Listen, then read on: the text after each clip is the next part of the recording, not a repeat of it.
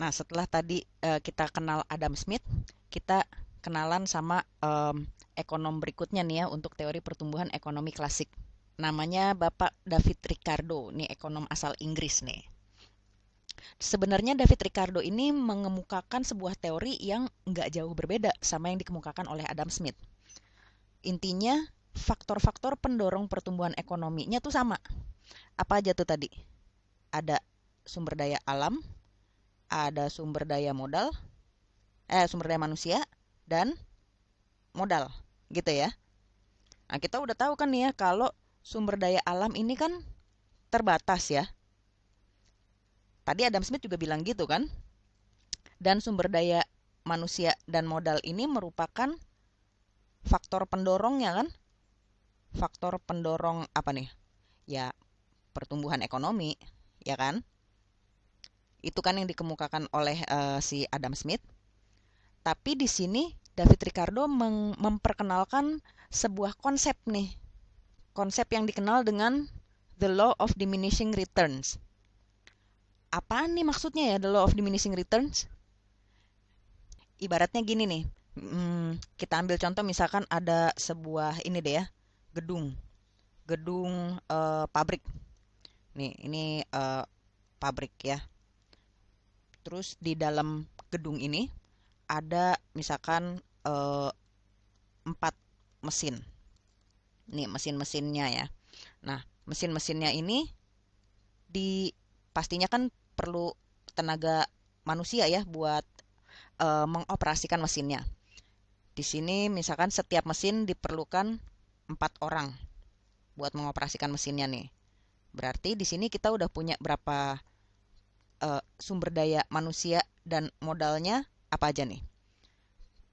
Modal di sini ada bentuknya berarti mesin itu ya. Mesin sebanyak 4 buah. Terus di sini SDM-nya karena satu mesin dioperasikan oleh 4 orang berarti eh, totalnya 16 orang ya, 16 orang tenaga kerja. Nah, ini misalkan dengan kondisi seperti ini, output yang dihasilkan misalkan sebanyak 5.000 unit deh. 5.000 unit per bulan misalnya. Gitu ya. Nah, terus ini mau ditambah nih si pengusaha nambah SDM-nya nih, ditambah 16 orang lagi dengan harapan outputnya bisa tambah tinggi kali ya kalau orangnya ditambah. Tambah 16 orang lagi berarti kan ini jadi satu mesin jadi dikerjakan oleh 8 orang ya. Jadi kayak gini. Nah, menurut David Ricardo dengan kondisi yang baru seperti ini, 4 mesin sekarang ada 32 orang. Gini ya. Mesinnya tetap 4. Nggak taunya outputnya malah jadi turun.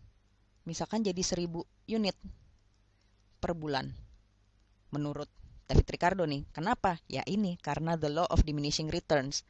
Akhirnya tidak efektif dan efisien lagi kondisi pabrik ini. Karena mungkin kebanyakan orang, akhirnya mereka bukannya kerja, malah jadi mungkin rebutan mesin, mungkin ada yang jadi berantem, siapa yang mau mengoperasikan, dan lain sebagainya. Itulah teori yang dikemukakan oleh David Ricardo. Intinya penambahan faktor pendorong pertumbuhan ekonomi, baik itu sumber daya manusia ataupun modal, karena sumber daya alam, dalam hal ini sumber daya alamnya nih sebenarnya tanah ya. Tanah buat si gedung pabriknya itu terbatas, nggak bisa ditambah lagi misalkan.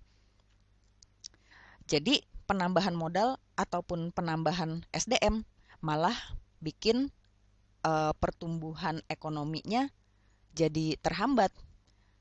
Intinya gitu ya. Nah, selanjutnya kita mau lihat tokoh yang ketiga untuk teori pertumbuhan ekonomi klasik.